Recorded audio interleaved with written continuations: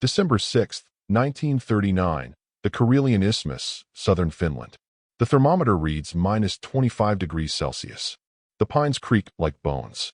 And in the stillness, a single rifle shot cracks across the frozen forest. The bullet finds its mark. A Soviet scout, face hidden beneath frost, collapses wordlessly into the snow. His comrades freeze, eyes wide, breath visible in the brittle air, but they see nothing. No muzzle flash, no sound of movement, only the sigh of wind through the trees. It's the work of Finnish sniper Simo Häyhä, a farmer-turned-soldier, his rifle a Finnish M/28-30, iron sights only, no scope. His camouflage, a white hood and a blanket of snow. To the Red Army, he's invisible. To the Finns, he's becoming a legend. From a ridge overlooking the battlefield, a group of German liaison officers watches through binoculars, bundled in Wehrmacht coats and fur hats. They've been sent by Berlin to observe the conflict, to see how tiny Finland, outnumbered 3-1, is holding the Soviet Union at bay. What they witness defies military logic. Columns of Soviet tanks, T-26 light armor, crawl through narrow forest roads, engines groaning in the cold. But the terrain isn't suited for machines. The Finns have cut trees across the path, turning the road into a trap. Molotov cocktails ignite one tank after another, transforming the night into an orange hell against the snow. Nearby, Finnish ski troops, the WW2, move like ghosts between the trees, their white suits blending perfectly into the drifts. Each man carries a Suomi KP/31 submachine gun and a sack of grenades. They attack and vanish, leaving bodies in silence. The Germans can only whisper among themselves. How do they do it? One officer murmurs. "Mit Guren und Schnee," replies another. With rifles and snow. That night, in a field tent lit by a dim kerosene lamp, the Germans file their first report to Berlin. Finnish troops employ unorthodox winter tactics of astonishing effectiveness. They move unseen, kill unseen, and melt back into the landscape. The Soviet advance has stalled despite overwhelming numbers. The world has never seen a defense like this. December 22, 1939, near Kala River, eastern Finland. The dawn is a gray blur of snow and smoke. Soviet shells hammer the frozen forest, splintering trees like matchsticks. The air reeks of cordite and pine sap. Yet through the chaos, Finnish Corporal Simo Häyhä lies motionless in his snow pit, a shallow depression he's carved by hand, carefully padded with packed powder. His breath is invisible. He's filled his mouth with snow to hide the vapor. His rifle rests on a mound of ice. No optics. He distrusts glass. It can reflect sunlight, betray position, or fog in the cold. Iron sights only. His accuracy is legendary. A column of Soviet infantry advances in tight formation, trudging through waist-deep snow, their greatcoats heavy with frost. Simo watches, unblinking. He's patient, always patient. When the lead officer raises binoculars, Simo exhales and squeezes the trigger. The officer folds instantly. Before the echo fades, 2 more soldiers fall. The rest scatter in confusion, but they're firing into emptiness.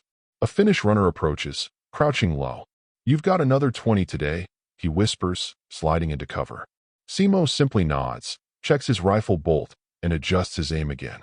By nightfall, his tally will exceed 200. Across the front, word spreads among Soviet ranks. Deadliest, the White Death. Entire platoons refuse to advance where he's rumored to be. Officers are forced to threaten or shoot deserters just to keep them moving. Meanwhile, the German observers take notes in disbelief. One of them, Captain Erich Hartmann, not yet the famed pilot he would later become, but an infantry officer assigned to learn winter tactics, writes in his field log. "The Finns are not soldiers, they are spirits. They live in holes in the snow. They do not sleep. They do not eat. They appear, kill, and vanish." The Soviets fight against nature itself. As temperatures plunge below -30 degrees Celsius, frostbite claims more Red Army men than bullets.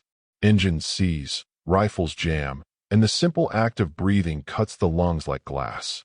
Yet the Finns endure, moving on skis through forests they know like their own hands. Simo's method becomes the blueprint. Other marksmen emulate his discipline. No fires, no sound, never twice from the same position. Some dig twin snow pits, one for shooting, one for escape. The forest becomes a web of death. In Berlin, the reports reach the OKW, Oberkommando der Wehrmacht. Generals study the Finnish example with growing fascination. How can a nation of barely 4 million resist Stalin's million-man army?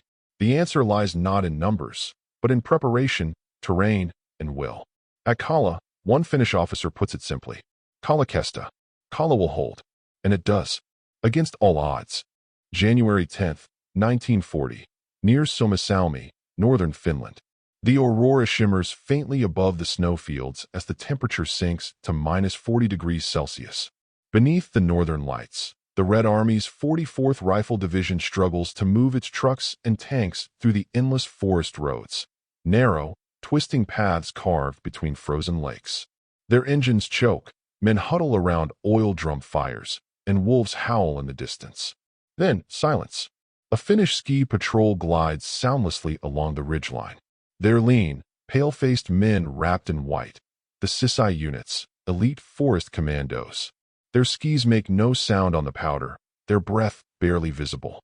In formation, they surround the Soviet column, invisible phantoms among the pines. At dawn, the attack begins. Machine guns open from both flanks, short, controlled bursts.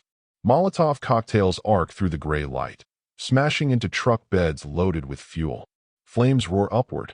Soviet soldiers scatter, some diving into ditches, others frozen by shock as the snow itself seems to explode around them. The Finns fight by Madi tactics, a word meaning firewood bundle. They split the enemy column into isolated pockets, then destroy each one methodically.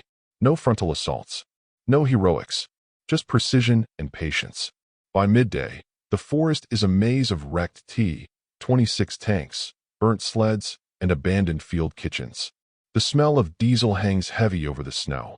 The Finns loot weapons and food, melt snow for water, and disappear back into the trees before Soviet artillery can answer.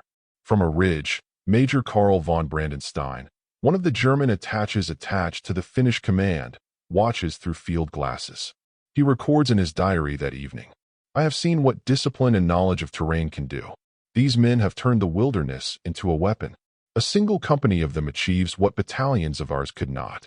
Further south, the Soviets launch Operation Iskra, pushing reinforcements through the forests.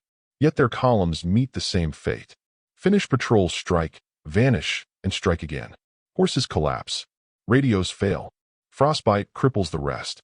By February, the 163rd and 44th Soviet divisions are annihilated at Suomussalmi. Over 27,000 Soviet soldiers lie frozen in the snow. The Finns, numbering barely 11,000, have lost under 1,000. It's a military miracle, and Berlin takes notice. In secret, German strategists begin studying these reports. They analyze the Finnish use of terrain, camouflage, and mobility. The lessons will later shape German winter warfare training, though few will match Finland's mastery. In the frozen trenches, Simo Häyhä continues his silent war. On February 17th, a Soviet sniper's explosive bullet tears through his jaw, shattering his face. His comrades carry him unconscious from the line, his rifle still warm. They believe him dead. But Simo survives. When he awakens weeks later, the war is nearly over. The Germans, visiting the recovering marksman in a Helsinki field hospital, find him pale but alert. His first question, "Did we hold the line?" Yes, they had. March 12, 1940, Helsinki, Finland. The ink on the Moscow Peace Treaty is still drying when the first German aircraft land at Malmi airfield under diplomatic cover. Officially, they're delivering supplies and retrieving observers. Unofficially, Berlin wants answers. Over coffee gone cold, Wehrmacht officers question Finnish commanders in a drafty conference hall lined with maps. The mood is somber but resolute. Finland has lost territory, but not its soul. General Erich Heinrichs traces a gloved finger along the Karelian Isthmus on a wall map. "They came with over 1 million men," he says quietly. "We stopped them with 300,000. Terrain, discipline, cold. That's all." The German delegation, led by Colonel Hans Roth, takes notes furiously. "You use small units, not divisions?" he asks. Heinrichs nods. 5-man teams. Skis, silence, initiative. Every man a commander in his own forest. Roth exchanges a glance with his adjutant. In Berlin, the High Command is already thinking ahead. How these lessons might apply to operations farther east, should Germany ever face the same vastness of Russia. No one dares to say it aloud, but the seed of Barbarossa is being nourished right there, in that dim, frost-bitten room. Across the capital, civilians sweep snow from bomb-cratered streets. The church bells toll for the fallen. Yet pride burns beneath the grief. Posters show the white-clad soldiers of the Winter War, rifles slung, faces calm, standing against the red tide. Simo Häyhä, his face scarred and jaw wired shut, walks slowly through the hospital ward to meet the German officers. They stand when he enters, unsure what to say to a man credited with over 500 confirmed kills. He offers a faint smile, a barely audible whisper through his bandaged face. We all did what we had to. Outside, the March sun reflects off melting ice. The forests that once hid death now glisten with the promise of spring. Yet deep in those woods, helmets, rifles, and bones still lie buried beneath the snow, silent witnesses to a war that rewrote military textbooks. In Berlin, reports circulate among the upper echelons of the Wehrmacht. The Finnish army has demonstrated mastery of small unit tactics, camouflage, and endurance in extreme cold. Soviet mechanized divisions crumble when deprived of roads, fuel, and warmth. General Eduard Dietl, soon to command the German mountain troops in Norway, writes in his margin, "Learn from the Finns. Nature is the greatest ally, or the deadliest enemy." When the German-Soviet alliance collapses a year later, those words will prove prophetic. But in the winter of 1940, the world still marvels at what Finland accomplished. The Germans had come as observers and left as students, humbled by a nation whose soldiers skied through blizzards with rifles older than they were, and whose greatest weapon was patience. As snow falls once more across Karelia, a Finnish radio operator transmits the final dispatch of the war. Kallakesta, Kallaholts, and in the silence that follows, the forest remembers.